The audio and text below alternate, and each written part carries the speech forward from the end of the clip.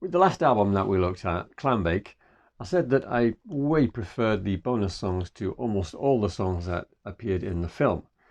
With the next album on my list, Speedway, I actually prefer the movie songs to the bonus songs.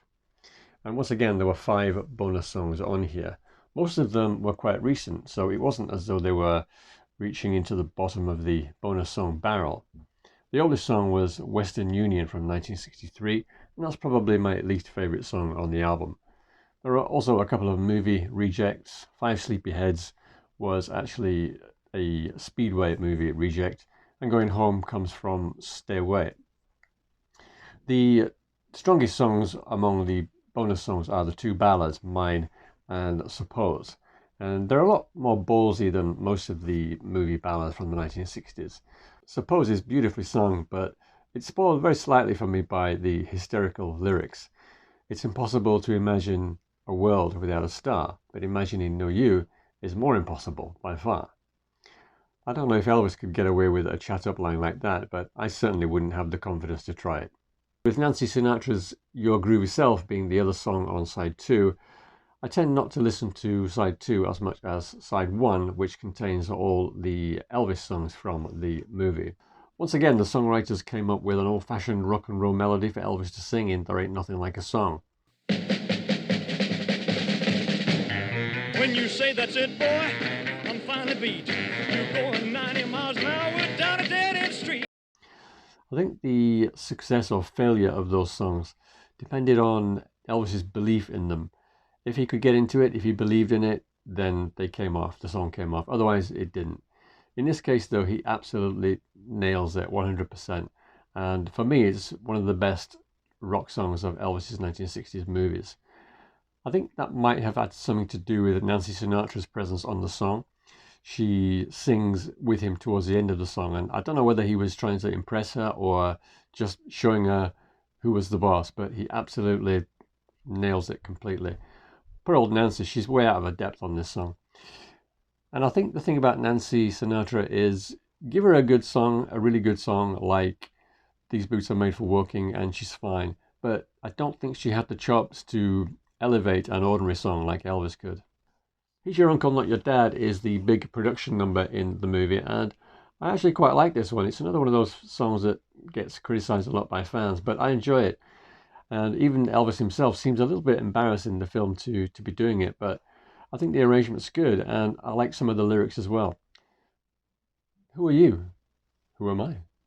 Is the ballad from the movie, and it rounds out a pretty strong selection of ballads on this album, actually. And it contains an excellent sax solo from Boots Randolph, which could well have been the very last sax solo that he played on Elvis's music. Just what you want, though, short and sweet, sexy and sultry. Perfect. The song also has some very sweet piano and guitar playing and a great vocal by Elvis. Throughout the 60s, Elvis released many a great single, and the 2 songs that they chose for a single from this album were also good, especially Let Yourself Go. But by that time, 1968, it just seemed like Elvis was never going to top the charts again. Everything he did, all his singles, they just didn't sell very well. Something needed to change, and in fact, this turned out to be the very last movie soundtrack album. And although it doesn't take the checkered flag, it does get into top gear every now and again. She sells seashells by the shore, but I know a gal who sells so much more. Weenie Wahini's papaya rates higher than... I do worry about that woman selling seashells on the seashore. It's not a great business model, is it? Anyway, do you know who was singing the lead vocals on Queenie Wahini's Papaya a minute ago? It was none other than Neil Matthews of the Jordanaires, and he was recording a guide vocal for the musicians while they recorded the backing track. Elvis wouldn't go into the studio to record his vocals for another week or so, and I think that was to the detriment of one song, as we'll come to later. But it's quite interesting because they did about 5 takes of Queenie Wahini's Papaya with Neil Matthews on vocals, and so for about half an hour or so, he must have had some idea of what it felt like to be Elvis singing those silly songs in the movies.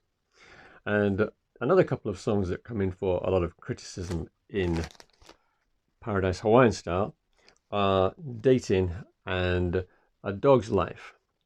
I actually like these two songs, and there's a very good reason for that. When the Elvis Aaron Presley box set came out in 1980, I was still too young to be buying LP box sets. But my dad had a friend who was a big Elvis fan, and he recorded a couple of the records onto a cassette for me.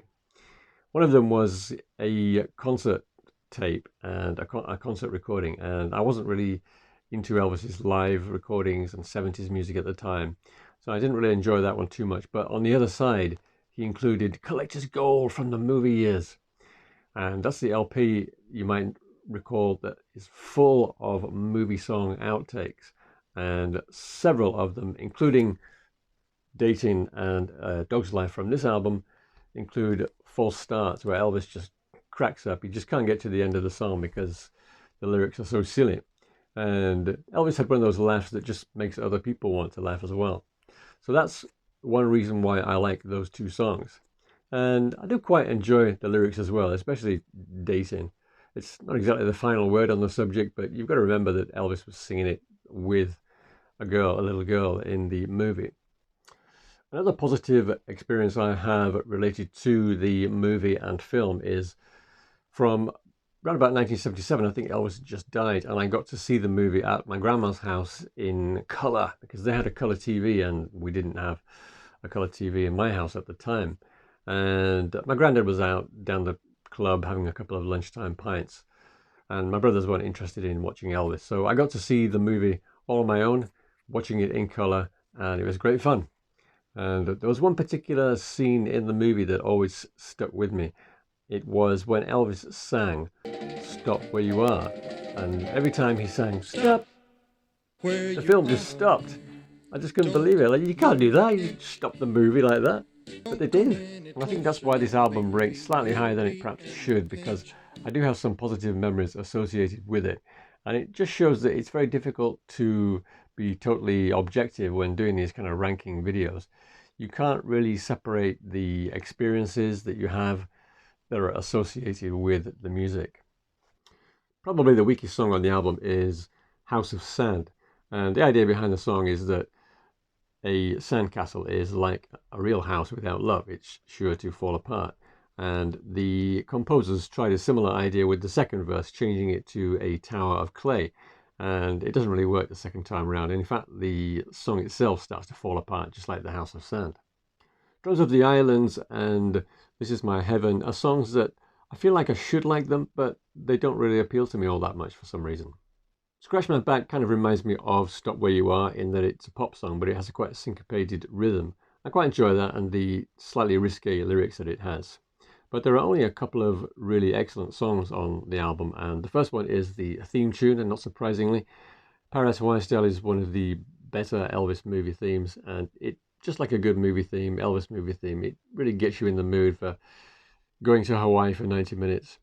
And the drums are excellent in that song, and the bass line is great too. There's some delicious percussion work, and very importantly, not too much pedal steel guitar. Great theme tune, that one.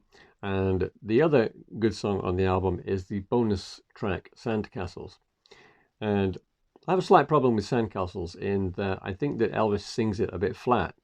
Before you turn off or start throwing your phone across the room, bear with me for a second. I think it could well be because he overdubbed his vocals over the backing track. Had he been in the studio with the band, I think he would have done a better version of it. Assuming I'm correct, but I just get the feeling that I just have this nagging feeling when I listen to it that he's singing a bit flat. It doesn't really spoil the song, and the instrumentation is actually really good. I like the guitar. I think there are two guitar players on that session, and it sounds like they're playing the same notes at the same time, and it gives the guitar a kind of a thick but still delicate sound. Great instrumental. You may have noticed that some of the video clips that I use have Japanese subtitles. That's because they come from my own DVDs. Most of the DVDs that you can get in Japan are packaged the same way as they are overseas, but there are one or two box sets that you can get only in Japan, and I've got one here to show you. This has 8 discs in it. It's called Memorial Box 70th Anniversary Edition. And you can see all the titles there on the back, and they are, of course, all the Paramount movies. And it's a 12-inch by 12-inch box. And this is the holder for the CDs, or the case for the CDs if you like, very similar to the slipcase. This is actually a slipcase, and I can just show you what's on the inside. It has this nice insert, which is very good because it has the chapters for each scene, but it also tells you where you can find each song as well, which is very useful for me doing some of these videos. And the actual DVDs themselves are housed inside like that, so it's like a gatefold album case. I have another Japan only DVD set, and I'll pull that out at some stage and let you look at that as well. So to rank these two albums very quickly, I'm going to put Paradise Hawaiian Style just above Frankie and Johnny. Despite all the good memories I have of it, I can't put it any higher than that.